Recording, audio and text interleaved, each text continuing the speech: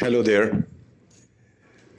As of today, there are about 80,000 people completely recovered from the effect of virus, and 7,100 persons died. That's a reported death.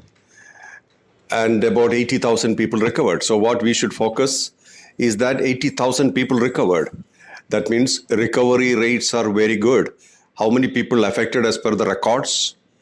180 something. That means about 200,000 people out of 7.5 billion people. Please understand, out of 7.5 billion people, about 200,000 people are reportedly affected. Out of that, about 80,000 people have recovered and about 7,000 people have died. And they have not died because of this virus. This virus just lifted the immunity away and they had other complications. Those complications started working, and that's how they died. So if you are reasonably healthy, this is what I understand. If you're reasonably healthy, you can definitely survive even if you're affected. If there are other complications already, that means there is a definite ill health, then recovery could be a problem. That is exactly why the prevention are very important. One more thing which we see, I was watching the television, one more thing that I see is that the amount of emission have reduced considerably in the world. Air is cleaner. Air is much more cleaner. And there is much less emission from vehicles. From every aspect, there is a lot of less pollution.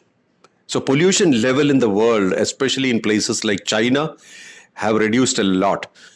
And many countries, there's a lot of reduction in emission and also pollution. So this is one positive sign. I'm just talking about the positive things and how we can look at this whole thing. Secondly, we are heading towards a recession. This is what I feel, that the economic crashing is crashed out, or the meltdown is happening already. Various countries are now redefining their budgets. They have to, because a lot of business are on standstill. They have all stopped. Transportation industry, tourism industry, various industries are suffering. They all are affected. That's a real sign that we have to constantly be flexible with our economy. This is the time to remain flexible. See, we have been unconsciously spending. Income was happening, spending was happening. We were not really worried about all this. But now this virus situation, where each country has become kind of islands, non-communicative, not reachable, and they are all segregated from each other. Each country is trying to take care of their citizens and they are isolating others. So the whole equation changed. Even though the world had much more borders than 100 years ago, there are many more countries, new countries, and we have many more borders than before. But now all countries are forced to be isolated from each other. And that also means economically there is no support. There is no purchase. There is no imports and exports. There is no travel. There is stagnation of economy.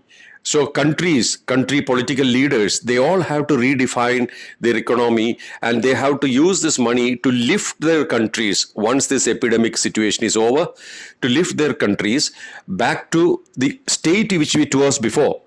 At least to recover completely takes a long time. It will take a long time, but at least to bring it back to the old state, this will take time. This is what I feel. That is exactly why we need to spread the positivity, hope, and awareness, higher awareness in this world today, using your platform, your own platform. That's what I was telling in the last 2 days. And everybody who's connected to our Mohanji and the foundation, I would like all of you to reach out to at least any number of people you can and make a difference in their life. Bring positivity to them. Bring positivity in their life, bring happiness in their life, bring hope in their life. And that way, at least to tell, we are all together. We are here to help you. That's why I had asked, if any of our people are stranded in any country, please do let us know. We will do whatever we can to help them. But don't panic. Help is at hand. So I'm just summing up the situation as I understood today. These things are bound to happen. I consider this as a third world war situation. Not that third world war happened, but similar situation. What will happen if a third world war happened? There will be prohibition on flying. There will be prohibition in cargo transportation. There will be prohibition in movement, traffic, tourism, all those things. Same thing has happened with this virus.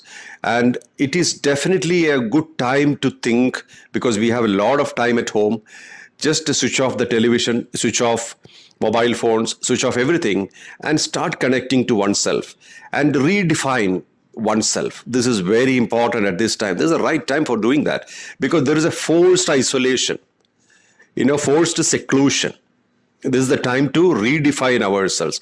We can correct a lot of things. First of all, we can correct our insensitivity, automatic, spontaneous, unconscious insensitivity towards all the things on the earth. We have taken a lot of things for granted. We took food for granted. Now that's what we see, the panic buying. Even if you buy more, can you store more? Can you eat more? You can't. So it is important that just like the birds or animals, you look at them, they will tell you how to handle food. They will only consume what they can, and they leave behind whatever they can't. And they will know that there will be food. If you have a mouth, there will be food. So it's important. Nature tells you what to do. If you look into the nature has all the answers. Today, I would like to say that you should connect to the nature. And if you disconnect, continue to disconnect, because we were all in an unconscious mode, running after profits, selling our time for money. This is what we have been doing. Now it is time that you can't sell your time for money, because there is no money to sell for. So this is one thing happening today. And we have been forced to isolate from each other. So we know our relationships with people, dependencies, everything has to be redefined today. Eventually, we will all understand. We are born alone, we will die alone. And we will always have this understanding. We are owned by nothing, and nothing we can own. These are the things which we should really understand. And as I said yesterday, the fear of death is one of the most powerful emotions that everybody has, including animals, birds, everybody. But you look at what we have done to this animal kingdom. We literally wiped out various species insensitively, unconsciously, without any remorse, without any guilt or any kind of feeling. Now it is time we think. They also wanted to live. They had fear of death, just like us. We are facing it now. With this virus, a lot of people have real mortal fears about their dying, about this virus affecting them. We are experiencing that today. So this is something which we have to now think, and we need to make people aware that, look here, the same fears that we entertain today, because this is a nature-given chance for experiencing fear of death. The same fears that we experience today, maybe all the beings whom we have killed over these years have experienced. They had tremendous fears for dying, tremendous fears when we were killing them, murdering them for the sake of meat, for the sake of pleasure, for the sake of our skin. We were putting them in laboratories and inflicting pain, inflicting torture. I mean, it's torture through mutilation. All those things, they all might have felt, right? All those beings in the laboratories, in the circuses, in the zoos, in the abattoirs, in dairy industry farms, in hatcheries, they would have experienced, or they are probably experiencing the same kind of fears, because fear of death is connected to our basic instinct of survival. We all have the basic instinct, which is the instinct for survival, and fear of death is connected to it. And that way, death is an enemy, but death is an inevitability. You cannot change death. You cannot avoid death. You have to die. One day, if you're born, you will die. So this awareness is very, very important at this stage.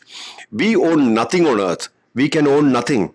We can't say that we have an eternal state or eternity in us. We have eternity if you are considering the soul factor. But we don't consider that usually. We look at this incarnation and we are trying to preserve this body, preserve this life. That's where the fear of death happens. But it is time to redefine. Every time when such crisis happens, there is a point of redefining. But this generation, I would say, is very lucky, because in an unpolluted atmosphere, when you are at home, when you are in forced isolation, when you are on a meditative state where you have nothing much to do, and when the things are not in abundance anymore because the production is affected, everything is affected. So you are forced to consume what is necessary, not consume emotionally. And also when you have a lot of time to think and use your time well.